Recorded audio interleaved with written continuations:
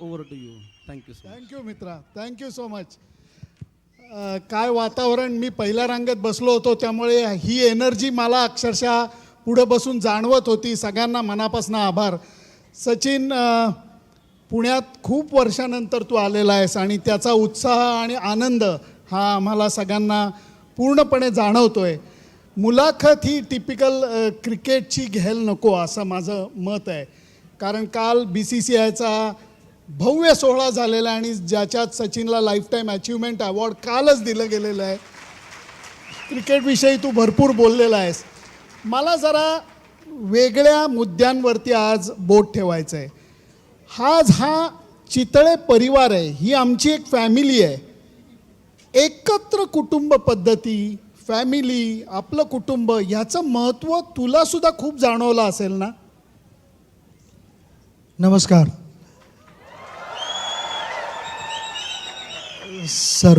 सर्वप्रथम तर मी केदारला सांगणार होतो की ते लॉयल्टी प्रोग्राम सुरू करण्याने ऑलरेडी झालेलं आहे इकडे. तुम्ही इथे उपस्थित आहात, that itself is an indication की तुमचं किती प्रेम आहे ह्या ब्रँडवरती आणि किती विश्वास आहे. आणि आत्ताच मी त्यांच्या घरी होतो आणि फॅमिलीची जी एक स्ट्रेंथ असते, जे माझी फॅमिली पण आहे, माझ्या बहिणीचे मिस्टर इकडे आहेत, माझ्या बहिणीचं लग्न झालं आणि ती पुण्यात राहायला लागली, तर कुठे ना कुठेतरी मी म्हणेन की मी पण थोडासा पुणेकर आहे. माझं इनफॅक्ट तुम्हाला माहिती नसेल पण माझं मुंबईसाठी ज्युनियर लेवलला करिअर सुरू झालं ते पुण्यात सुरू झालं. मी आय थिंक पुण्यात आलो होतो 1985च्या आसपास. इथे 2 आठवडे काढले होते. आम्ही PYC डेक्कनवरती वगैरे मॅचेस खेळलो होतो. पाऊस पडला होता त्यामुळे मॅचेस कंप्लीट होऊ शकल्या नव्हत्या, पण पुण्याशी संबंध तेव्हापासून होता. तर आज सकाळबद्दल बोलायचं तर सगळ्या फॅमिली मेंबर्सनाही मी भेटलो. आय थिंक आपली फॅमिली आपली एक स्ट्रेंथ आहे. माझ्या लाईफमध्ये हे एक मी ब्लेसिंग म्हणतो की मी ह्या फॅमिलीत जन्माला आलो. चांगले क्षण हे अडचणीचे क्षण, त्यावेळेला तुम्हाला तुमची फॅमिलीच लागते. तुमची फॅमिली ऑलवेज तुमच्याबरोबर आहे विदाऊट एनी एक्सपेक्टेशन. आज मला ते ॲक्च्युअल बघायला मिळालं. आधी मला वाटलं की बाहेरचे काही गेस्ट बोलवलेत, पण त्याने मला सांगितलं, इंद्रनील पण मला सांगत होतं की नाही, आमचे फक्त फॅमिली मेंबर्सच आहेत. ऑलमोस्ट 100 होते. तर it is a good strength. आणि तशीच hope you go from strength to strength. पण मला फार आनंद झाला आणि आज खास करून आपण इकडे एकत्र जमलो आहोत. 75 वर्ष सेलिब्रेट करतो आहे आपण चितळे बंधू ह्या ब्रँडची.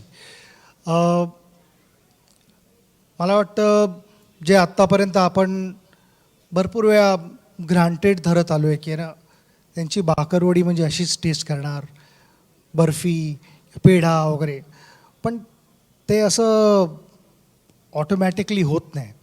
त्याच्यामागे एक मोठी टीम काम करते. मला वाटतं की एक कमिटमेंट आहे, पॅशन आहे, ह्या सगळ्या गोष्टी एकत्र जुळून आल्यात. लीडरशिप आहे, सगळे एकत्र आलेत त्यामुळे. आणि मी म्हणेन की हे सगळे एकत्र आहेत, ही एक फॅमिली आहे मोठी. माझ्यासाठी पण ज्या वेळेला मी क्रिकेट खेळायला गेलो ग्राउंडवरती, माझ्याबरोबर एक मोठी टीम होती मागे. मी नुसतं रेप्रेझेंट करत होतो त्यांना. ती टीम होती. तुम्ही म्हणेन की त्या टीमचा एक हिस्सा होतात, कारण मी इतक्या जणांना भेटू शकलो रिटायरमेंटनंतर, तर बऱ्याचशा लोकांबरोबर बसून असे चॅट करू शकलो. आणि माझा अनुभव पण तोच होता की एक होती घरी फॅमिली होती, दुसरी होती फॅमिली ड्रेसिंग रूममध्ये होती, आणि एक मोठी आपल्या भारताची फॅमिली. त्यांच्या सगळ्या सपोर्टमुळेच, स्ट्रेंथमुळे जे काय मी करू शकलो. आणि मला वाटतं जर काय तुम्ही चितळे बंधू हा कोणी कुठच्याही फॅमिलीबरोबर बोललात, मोठ्यांपासून ते लहानांपर्यंत, ते सगळे हेच म्हणतील की तुम्ही त्यांची एक स्ट्रेंथ आहात. सचिन, तुझ्या करिअरचा पाठलाग जणू काही मी केला.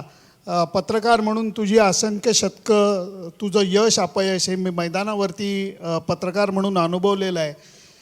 मला एक गोष्ट दरवेळेला लक्षात आली, ते म्हणजे कुठल्याही पद्धतीने सरावादरम्यान, तयारीदरम्यान तू शॉर्टकट्स कधी घेतले नाहीस. कारण तुझी जेवढी बॅटिंग मैदानावरती मी एन्जॉय केली, तेवढाच तुझा सराव मी तन्मयतेने बघायचो. आणि इथं मला परत कुठंतरी ही नाळ जुळलेली दिसते चितळ्यांबरोबर, की ते सुद्धा त्यांच्या व्यवसायाच्या बाबतीत शॉर्टकट्स घेत नाहीत. तर हे किती महत्त्वाचं आहे, शॉर्टकट्स न घेणं. मला लहानपणापासून फॅमिलीत बाबांनी तर सांगितलं होतं की मी फेल्युअर ॲक्सेप्ट करेन, शॉर्टकटने ॲक्सेप्ट करणार. It is okay to fail in life. वा, आणि ज्यावेळेला तुम्हाला घरनंच असे मेसेजेस मिळतात, त्यावेळेला मग फेल्युअरची भीती नाही वाटत. You start preparing your self. आणि ज्यावेळेला मला माझा मोठा भाऊ अजित आचरेकर सरांकडे घेऊन गेला, सुरुवातीला असंच आपले उन्हाळ्यातले काही दिवस शाळा नाही आहे तर प्रॅक्टिस करेल, जी काय मस्ती करायची ते ग्राउंडवरती करेल. नाहीतर ऑलवेज घरी कंप्लेंट यायची, काही ना काहीतरी आज याने ही काच तोडली किंवा झाडावरती चढला आणि सगळ्या कैऱ्या संपवल्या आणि ते सगळ्या कुठच्या गाडीच्या टायरची हवा काढली. हे सगळे मस्ती करत असायचोच मी नेहमी. तर ह्या कंप्लेंट यायच्याऐवजी ह्याला जाऊन दे एकदा ग्राउंडवरती, जे काय त्याची एनर्जी आहे, जेवढी मस्ती करायची तिकडे ग्राउंडवरती करून दे. कुठेतरी तो मस्ती करणारा मुलगा थोडा सिरियस व्हायला लागला.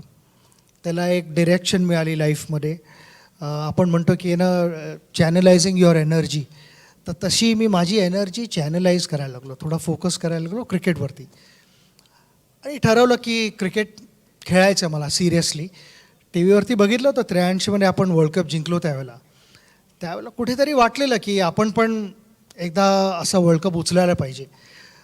पण त्यामागे किती मेहनत करायला लागते आणि काय काय करायला लागतं ह्याची काही आयडिया नव्हती. 10 वर्षाचा होतो. त्यानंतर हळूहळू माझी एक जर्नी सुरू झाली. तो प्रवास होता ज्याच्यात मला अनेक गोष्टी शिकायला मिळाल्या.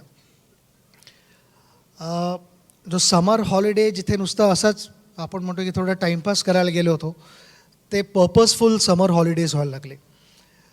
नेक्स्ट इयर ज्यावेळेला मी शाळा बदलली, त्यावेळेला मला आचरेकर सर सकाळी बोलवायचे. अबाउट एक 7:30च्या आसपास माझा सेशन सुरू व्हायचा. 5 नेटमध्ये मी बॅटिंग करायचो. मग सर म्हणायचे आता तू थोडा वेळ रेस्ट कर. तर मला अर्धा तास रेस्ट करायला मिळायचे तिकडे. मग एक मॅच खेळायचो. मॅच झाल्यानंतर सर परत म्हणायचे की तू अर्धा तास रेस्ट कर आणि आता परत तू 5 नेटमध्ये बॅटिंग करणार आहेस. परत 5 नेटमध्ये बॅटिंग करायचो. आणि लास्टला ज्यावेळेला थकलेलो असायचो बॅटिंग करायचो, त्यावेळेला सर स्टंपवरती 1 रुपयाचं नाणं ठेवायचे. आणि ते कॉईन माझ्यासाठी गोल्ड मेडल असायचं. की काही केल्यास सर मला टार्गेट द्यायचे की पुढची 10 मिनटं तू आऊट नाही व्हायचंस, तू कसाही सर्वाईव्ह हो. आणि त्यावेळेला मी एवढं सांगू शकतो की तुम्ही जेवढे बसलेले आहात ना ह्याच्याहून जास्त फील्डर्स असायचे. कारण जो कोण शिवाजी पार्कात असायचा त्याने जर काय कॅच पकडला तर मी आऊट होतो. मला आर्ग्युमेंट करायला काही स्कोप नव्हता. सरांनी तो एक माझ्याबरोबर ते अंडरस्टँडिंग होतं सरांचं की कोणी कॅच पकडला की तू आऊट आहेस. तर मला बॉल खाली ठेवायला लागायचा. ते सगळं झाल्यानंतर सर म्हणायचे आता 2 राऊंड शिवाजी पार्कच्या मार. पहिल्यांदा मी ट्राय केलं थोडं पॅड्स काढून आणि बॅट वगैरे बाजूला ठेवून. सरांनी मला विचारलं की तू बॅटिंग अशी करणार आहेस का, विदाऊट पॅड्स करणार आहेस की विदाऊट बॅट जाऊन रन करणार आहेस.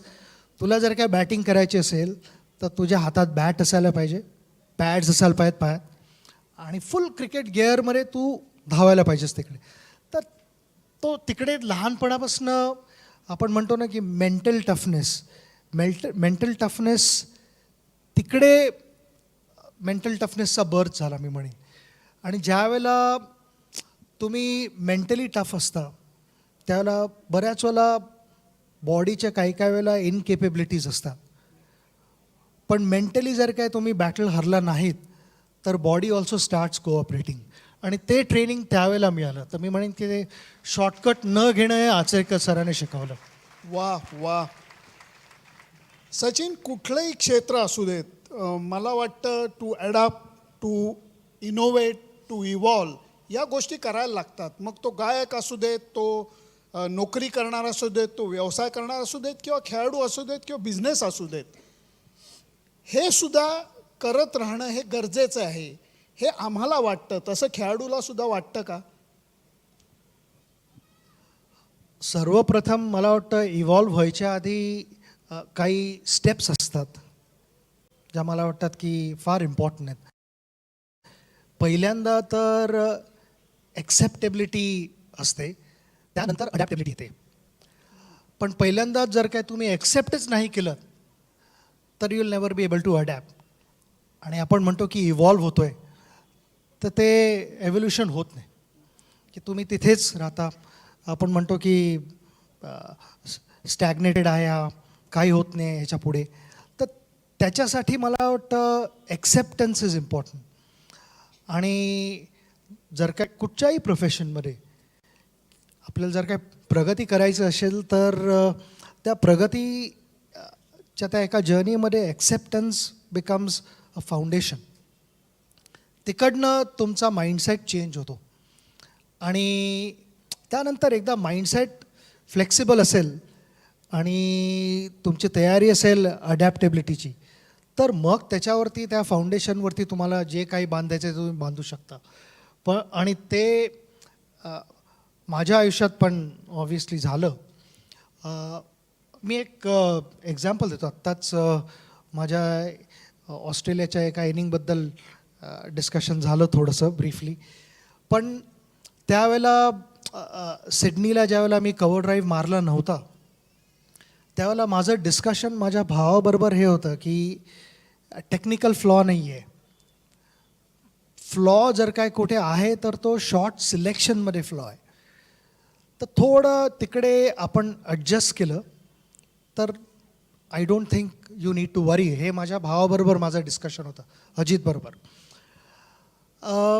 मला तिकडे ॲक्सेप्ट करणं वॉज इम्पॉर्टंट की मे बी आत्ता ह्या स्टेजला माझ्या करिअरमध्ये कव्हर ड्राईव्ह काम करत नाही आहे, तर can I manage without cover drive. आणि त्यावेळेला आपण म्हणतो की एक चॅलेंज देतो आपण. तो माझ्या भावाने मला चॅलेंज दिला. मग भाऊ मला बोलला की आय डोंट थिंक तुला बॉलर आऊट करतायत, मे बी तुझ्या शॉट सिलेक्शनमुळे तू आऊट होतो आहेस. तर हा माझा चॅलेंज ॲक्सेप्ट करतोस का, ह्या टेस्ट मॅचमध्ये तू आऊट नाही व्हायचंस. बोलो चॅलेंज ॲक्सेप्टेड. पण त्यावेळेला अजिबात ठरलं नव्हतं की मी कव्हर ड्राईव्ह मारणार नाही. त्यावेळेला मी एक त्या माइंडसेटने गेलो बॅटिंगला की मी आऊट नाही होणार. ह्या अख्ख्या टेस्ट मॅच मला 5 दिवस बॅटिंग करायला लागली तर मी 5 दिवस बॅटिंग करेन, पण मी आऊट नाही होणार. आणि ग्राउंडवरती गेल्यावरती मला हळूहळू ऑस्ट्रेलियन्स काय प्लॅन करत आहेत हे समजायला लागलं. की आपण म्हणतो की ऑपोजिशनच्या एक स्टेप ऑलवेज पुढे राहणं इम्पॉर्टंट असतं. तर त्यावेळेला मला कळलं की ऑस्ट्रेलियन्सचा प्लॅन होता की ऑलमोस्ट 75% डिलिव्हरीज सरळ ॲडम गिलक्रिस्टकडे गेल्या पाहिजेत. मला खेळायला द्यायचंच नाही, बाहेर टाकत राहायचं याला आणि याला फ्रस्ट्रेट करायचं. तर त्यावेळेला मी ठरवलं की चलो आपण बघूया की कोण फ्रस्ट्रेट होतं, की तुम्ही 11 पहिल्यांदा फ्रस्ट्रेट होता की मी एकटा होतो. तुम्ही जोपर्यंत मला तिकडे टाकत बसाल बॉल, मी तिकडचा बॉल सोडत बसीन. मी ठरवणार की मी कुठचा बॉल खेळणार आणि कुठचा बॉल सोडणार. You will not decide. आणि त्या ह्याच्यात इनिंग ज्यावेळेला माझी सुरू झाली, काही वेळानंतर मी ठरवलं की मी कव्हर ड्राईव्ह मारणार नाही आहे. आणि मग ते थोडं आपण म्हणतो की कुठेतरी कधी म्हणेन की इगो हरकत नाही ठेवायला. मोस्ट ऑफ द टाईम मी म्हणेन की ego is your biggest enemy. पण कधी त्या इगोचा कुठच्या डिरेक्शनला तुम्ही त्या इगोला चॅनलाइज करता त्या फायदा पण होतो. आणि त्यावेळेला इगोचा पॉसिबली फायदा झाला की मी ठरवलं की मी मारणार नाही कव्हर ड्राईव्ह. मी 100वरती बॅटिंग करत असो की 150वरती बॅटिंग करत, मी कव्हर ड्राईव्ह मारणारच नाही पुढचे 5 दिवस. कारण दोन्ही इनिंगला नॉट आऊट राहून त्यांनी एकदा तर 250च्या जवळ रन, दुसऱ्या डावात अर्धशतक. सचिन कमाल आहे. परंतु एक गोष्ट, विद्यार्थी असू देत, बिझनेसमन असू देत, नोकरी करणारा असू देत, आम्हाला साध्या लोकांना अपेक्षांचं ओझं ही गोष्ट त्रास देते, प्रचंड त्रास देते. कारण बायकोच्या नवऱ्याकडनं अपेक्षा असतात ना, इंद्रनील हो म्हणतोय, तर त्या संपत नाहीत आणि मग त्याचं प्रेशर यायला लागतं. अपेक्षांचं ओझं मला नाही वाटत भारतात ह्या माणसापेक्षा जास्त कुणी घेतलं असेल. त्या अपेक्षांच्या ओझ्याकडे बघण्याची तुझी नजर काय, तुझा विचार काय? आत्ता माझा विचार जो आहे तो मला वाटत नाही तुम्ही कोणी गेस करू शकाल. पुढच्या वर्षी भाकरवडीला 50 वर्ष होत आहेत. बापरे. मी बघत होतो 1976मध्ये सुरू झाली भाकरवडी हो. करायला. चितळे बंधूंनी पहिल्यांदा इंट्रोड्यूस केली भाकरवडी 1976मध्ये. तर पुढच्या वर्षी माझी तीच अपेक्षा आहे की जे 49 वर्ष तुम्ही जे करत आलेला तसंच पुढे अजून अनेक वर्ष चालू राहो. पण expectation is because of your performance, past performances. आणि मला ऑलवेज ते आवडलं. आता कशी लोक तुमच्याकडनं काय एक्सपेक्ट करतायत, कशाला एक्सपेक्ट करतायत, हे तुम्ही कसं ॲक्सेप्ट करता त्याच्यावरती असतं. आता प्रेशर मला ऑलवेज वाटतं की प्रेशरची एक डिरेक्शन असते. वरनं जर काय तुमच्या डोक्यावरती ठेवलं तर तुम्ही हळूहळू खाली जाल जमिनीत. पण तुमच्या मागे असेल. हे मी का सांगतोय, कारण आम्ही वर्ल्ड कपच्या आधी 2011 त्यावेळेला आमची ज्यावेळेला टीम मीटिंग होती, कॅम्प चालू होता, बंगलोरमध्ये कॅम्प चालू होता. आणि त्यावेळेला टीम मीटिंगमध्ये आम्ही एक्सपेक्टेशन्स कसे मॅनेज करायचे ह्याच्यावरती डिस्कस करत होतो. आणि हा पॉईंट मला फार उत्तम वाटला, कारण प्रेशर तुम्ही कुठच्या बाजूला प्रेशरला अलाव करताय जायला, दॅट इव्हेंच्युअली जर का प्रेशर तुमच्या बरोबर असेल तर it becomes a formidable force. आम्ही बोललो की त्यावेळेला 1.2-1.3 बिलियन होतं पॉप्युलेशन. मेलो तेवढे जर काय लोक एका डिरेक्शनला पुढे जात असेल त्यांना कोण थांबवू नाही शकत. ही आपली स्ट्रेंथ आहे इंडियन क्रिकेट टीमची. आणि तसा आपण विचार करायला लागूया, कारण आम्ही जिथे जिथे जात होतो सगळे एकच गोष्ट डिस्कस करत होते की वर्ल्ड कप जिंकायचं आहे. काही प्रेशर घेऊ नका. कसं चालेल? नॅचरली प्रेशर येणारच. त्यावेळेला असं आत्ता आपण ऐकलं तुमचं क्वालिटी म्युझिक तिघेही अप्रतिम होतात. तसं क्वालिटी म्युझिक त्याची मदत होते. इयरफोन्स उगत नव्हते माझ्या कानावरती. त्यावेळेला तुम्ही तुमच्या झोनमध्ये जायला बघता. सगळ्या गोष्टी झालेल्या आहेत, पास्ट एक्सपिरियन्सेस. त्याच्यातनं पॉझिटिव्हिटी जेवढी काढता येईल तेवढी पॉझिटिव्हिटी घ्यायला बघता आणि ती स्ट्रेंथमध्ये जाऊन वापरायला बघता. मला ऑलवेज आवडलं की ज्यावेळेला मी बाउंड्री लाईन क्रॉस करून बॅटिंगला जात होतो त्यावेळेला लोक माझ्याकडनं काहीतरी एक्सपेक्ट करत होते. जर काय एक्सपेक्ट करत नसतील तर म्हणजे इट इज ऑब्वियस की I have not lived up to their expectations, I have not perform well. म्हणजे मी कुठच्या तरी चुकीच्या प्रोफेशनमध्ये आहे. मला काहीतरी दुसरं करायला हवं. आणि if they are expecting something which is good because that is what I want, that is what I have done in the past and that is what I intend to do पुढे पण. तर मला always आवडलं प्रेशरमध्ये राहायला. ज्या वेळेला pressure free होतो त्यावेळेला मला वाटलं की आम्ही ऑलवेज ड्रेसिंग रूममध्ये म्हणायचो की रेड फ्लॅग आहे राऊंड अ कॉर्नर. ते म्हणजे इट इज कुठेतरी रूम फॉर कॉम्प्लिसन्सी. कॉम्प्लिसन्सी न येऊन देणं इज इम्पॉर्टंट. त्यासाठी नेहमी थोडंसं प्रेशर असणं गरजेचं असतं. काय छान मुद्दा आहे बघा. कारण सचिन जेव्हा म्हणायचा की त्याच्या डोक्यावरती भारताचा तिरंगा असायचा आणि तो म्हणला की या संपूर्ण भारतवासियांच्या अपेक्षा या मला शुभेच्छा वाटतात आणि त्या मला त्या तिरंग्याच्या ह्याच्यातनं माझ्या मागं उभ्या राहतात. इतकं सुंदर त्याचं होतं. सचिन, जमाना बदलतोय, टेक्नॉलॉजी बदलतीये. क्रिकेटमध्ये सुद्धा खूप टेक्नॉलॉजी आली. आता काहीच्या काही टेक्नॉलॉजी आलेली आहे. व्यवसायामध्ये चितळ्यांच्या टेक्नॉलॉजी आहे. टेक्नॉलॉजीच्या बाबतीत काही जण म्हणतात छे छे छे मला करायचं नाही. आम्ही पत्रकार सुरुवातीला काही जण म्हणायचो छे छे मी हातानेच लिहिणार, मी लॅपटॉप वगैरे वापरणार नाही असं म्हणायचं आहे. क्रिकेटरसुद्धा सुरुवातीच्या काळात जेव्हा टेक्नॉलॉजी येत होती त्याच्याकडे कसं बघायचं आहे? कारण किती ॲक्सेप्ट करणं सोपं होतं. ॲक्सेप्ट करतो की मी त्यातला एक होतो. काय सांगतोय? हो, कारण असं होतं की लॅपटॉप आम्हाला क्रिकेट खेळायला काय शिकवणार असं सरांनी thinking कधी होतं. काही वापरलं नाही. कारण नाही, कधीच नव्हतं. आणि हे म्हणजे मला वाटतं 2002च्या आसपास लॅपटॉप ड्रेसिंग रूममध्ये यायला लागले, कॅमेराज लागायला लागले थोडे. आणि प्रॅक्टिस सेशन्स तर व्हायचे आय मीन आम्ही बघायचो, पण टीम मीटिंग्स पण आमच्या पर्पजफुल व्हायला लागल्या. आधी टीम मीटिंग्स बऱ्याच वेळेला अशा थोड्या इमॅजिनेशनवरती असायच्या.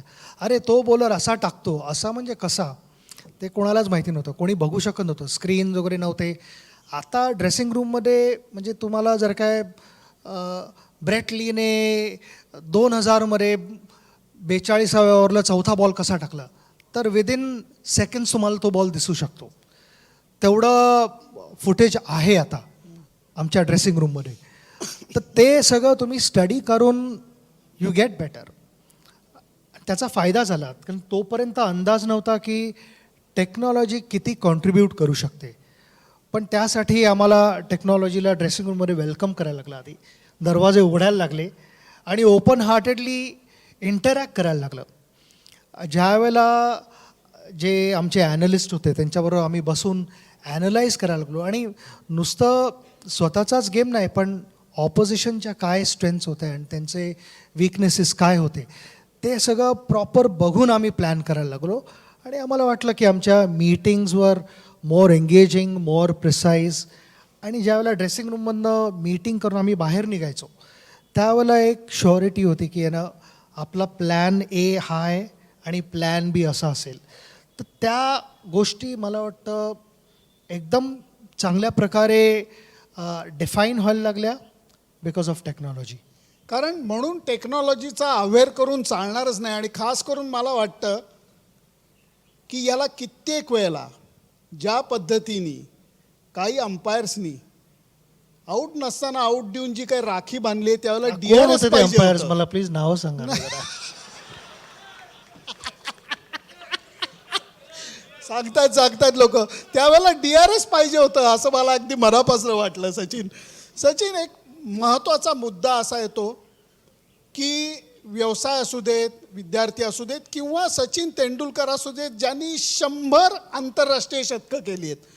वय वाढतं, अनुभव वाढतो, कर्तृत्व वाढतं, तरीही जीवनामध्ये कुणीतरी कान पकडणारं पाहिजे असं मला वाटतं.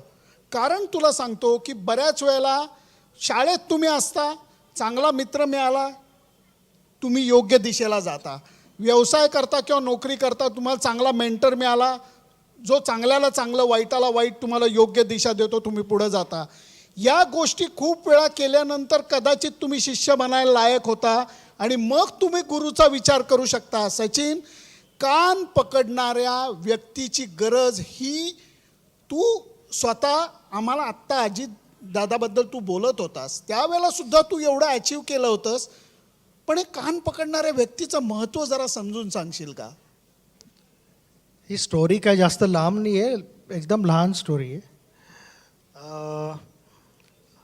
अजितबद्दलच बोलतो आहे तर मला आठवतं आम्ही ऑस्ट्रेलिया अगेन्स्ट मॅच खेळत होतो, परत बेंगलोरमध्येच मॅच खेळत होतो. वन डे मॅच होती आणि मला पाहिजे तशी बॅटिंग होत होती. सुरुवातीला शॉट्स लागले होते आणि मी आय थिंक 35-36वरती बॅटिंग करत होतो. VVS लक्ष्मण माझा नॉन स्ट्रायकर होता. VVS लक्ष्मण बॉल थर्ड मॅनला खेळला आणि मायकल बेवनने डाईव्ह मारून बॉल अडवला. डाईव्ह मारून बॉल, मायकल बेवनकडे स्ट्रॉंग थ्रो नव्हता एवढा, पण तो ग्राउंड चांगलं कवर करायचा. पण त्याने डाईव्ह मारून बॉल अडवलेला बाउंड लाईनवरती. मला वाटलं एकदम आरामात 2 रन्स आहेत. आणि स्टेडियम एवढा, आवाज एवढा होता की एक दुसऱ्याचा कॉल ऐकायला येत नव्हता नीट. तर मी लक्ष्मणकडे बघितलं पण नाही, कारण मला वाटलं एकदम easy second run. For some reason लक्ष्मणने ती रन रिफ्यूज केली होती. मी अर्ध्या विकेटवरती रनआउट होऊन परत ड्रेसिंग रूममध्ये. पण रनआउट झालो त्यावेळेला माझी रिॲक्शन एवढी खराब होती की मी चिडलो होतो की एवढी बॅटिंग चांगली होते आणि टीमचा स्कोअर आपण मोठा करू शकलो असतो चांगली पार्टनरशिप करून. तर ती डिसअपॉइंटमेंट मी ग्राउंडवरती दाखवली होती आणि मी आत आलो. त्यानंतर आम्ही ती मॅच झाल्यानंतर मी घरी गेलो होतो. तर जे कान पकडणं म्हणतात तर ते भावाने मला बसवलं हॉलमध्ये. घरी गेल्या म्हटलं ही कसली रिॲक्शन. म्हटलं तू आऊट होऊन आलेला आहेस, त्याची ड्युटी अजूनही बाकी आहे. तो बॅटिंग करत होता, तो आऊट नव्हता झाला. पण डू यू थिंक की तुझ्या रिॲक्शनने त्याला काही फायदा झाला असता? त्याला अजिबात काही फायदा झाला नव्हता. इनफॅक्ट तू त्याला अपसेट करून परत आलास, तर हे next time I don't expect from you. तर मी लक्ष्मणला पण सांगितलं, मी लक्ष्मणला आम्ही लक्ष्मणचा निकनेम लच्ची आहे, सगळे त्याला लच्ची म्हणतात. लच्ची, तेरे वजह से मेरे को डांट मिला है घर में, तो अगली बार तू बराबर कॉल देना जरा. ते नंतर सांगितले ना की अजितला की मी जाऊन त्याला लक्ष्मणला बोललो म्हणून.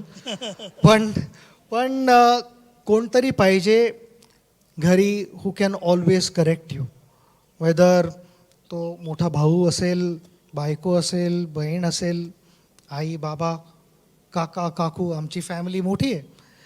कोणी सांगितलं तर ते आय थिंक इम्पॉर्टंट नसतं.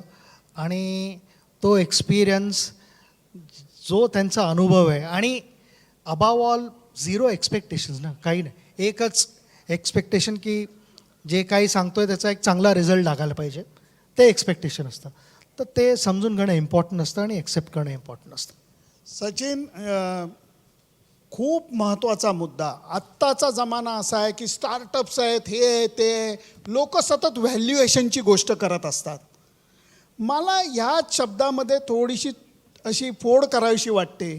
व्हॅल्यू आणि व्हॅल्युएशन, परत तू कसं बघतोस याच्याकडे? मला सिम्पल, मला वाटतं right values bring valuation.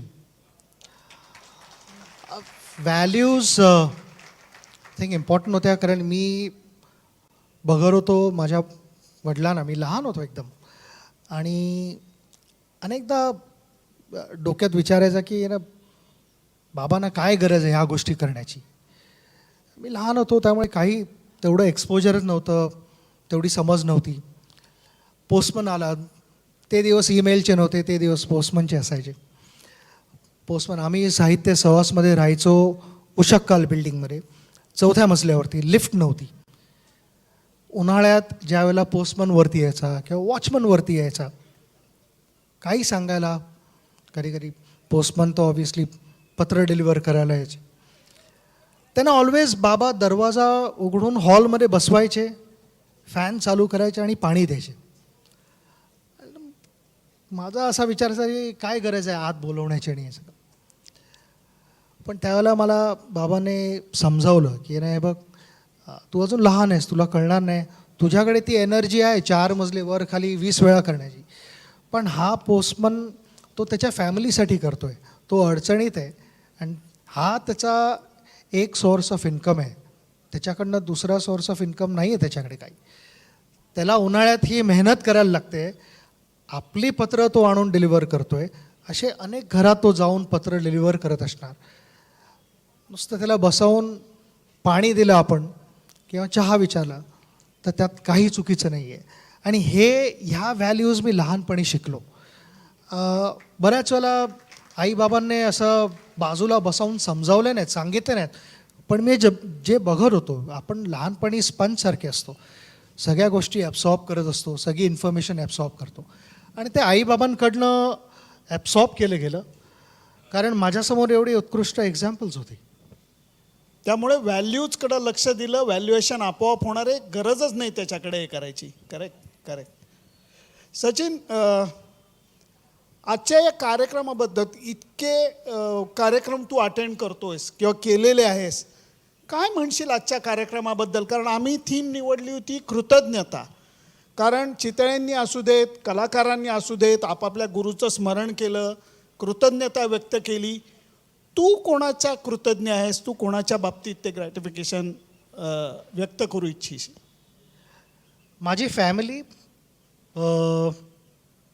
Obviously family, कारण नुसतं क्रिकेटच नाही माझ्या आयुष्यात, बऱ्याचशा गोष्टी बाकीच्या घडल्या ज्या क्रिकेट सुरू व्हायच्या आधी, क्रिकेट झाल्यानंतर. तर family is extremely important to me. क्रिकेटमध्ये अजित जर काय मला घेऊन गेला नसता आचरेकर सरांकडे, तर मला वाटत नाही मी इथे बसून तुमच्यासमोर असा बोलत असतो. माझ्याबरोबर सगळे प्लेयर्स होते, ते जर काय माझ्या रन्स धावले नसते तर इतक्या रन्स झाल्याच नसत्या.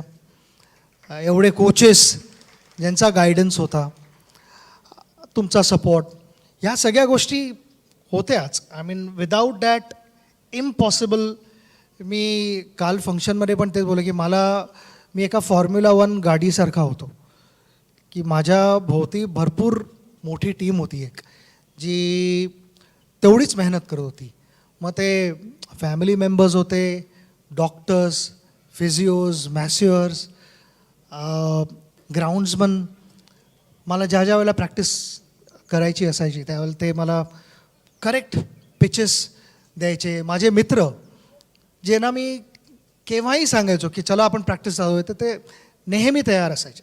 तिथे एक बसलेला आहे जगदीश, मला वाटतं तो समोर येणार नाही, नेहमी मागेच असतो, ती त्याची कॉन्ट्रीब्युशन आहे. असे मित्र प्रॅक्टिसला ज्यावेळेला तुम्हाला पावसाळ्यात बदा पाऊस पडत असताना सुद्धा ते आचरेकर सरांनी शिकवलं की ना passion has no boundary lines. की आम्ही जरी पाऊस पडत असेल तरी आम्ही क्रिकेट खेळायचो, चिखलात खेळायचो. इनफॅक्ट त्याच्यात मला तर आठवतं आहे की आम्ही एक सिरीज ऑस्ट्रेलिया अगेन्स्ट खेळणार होतो आणि पाऊस पडत होता मुंबईत. प्रॅक्टिस त्यावेळेला इंडोर नेट्स वगैरे काही फॅसिलिटी नव्हती. 2 ऑप्शन होते माझ्यासमोर, घरी बसून कंप्लेंट करणं किंवा जाऊन चिखलात रबर बॉलने प्रॅक्टिस करणं, विच टीचेस यू समथिंग. आम्ही चिखलात जाऊन प्रॅक्टिस करत होतो, त्याच्यात काही चुकीचं नाही आहे आणि आय एन्जॉयड.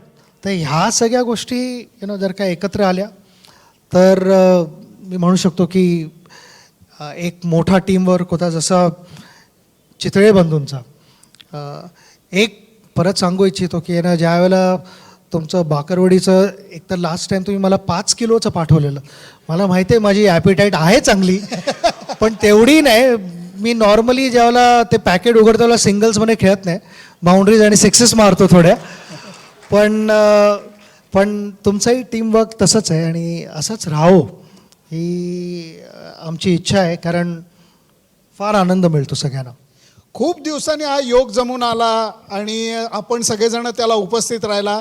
माझ्या फोनमध्ये 7,03,795 मेसेज आहेत सचिनला भेटायचे. विनोद करतोय, सचिनला कोणाकोणाला भेटायचंय त्यांनी हात खाली करा बघ, म्हणजे सगळ्यांना तुला भेटायचंय. अनफॉर्च्युनेटली हे शक्य नाही आहे. माझी इच्छा खूप आहे, सगळ्यांना भेटायचं आहे, सगळ्यांना सही घ्यायची आहे, सगळ्यांना काहीतरी द्यायचं आहे.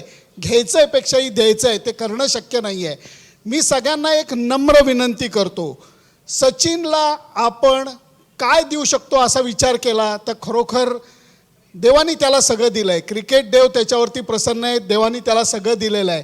आपण एक गोष्ट नक्की देऊ शकतो, म्हणजे सगळ्यांनी हात वर करून त्याच्या निरोगी दीर्घायुष्यासाठी आपण शुभेच्छा देऊ शकतो. मी सगळ्यांना विनंती करतो, सगळ्यांनी हात वर करा आणि सचिनला फक्त निरोगी दीर्घायुष्यासाठी शुभेच्छा द्या. मनापासून धन्यवाद सचिन, मनापासून तू बोललास. Thank you so much, thank you so much, thank you so much मित्र. थँक्यू. बरोबर झालं.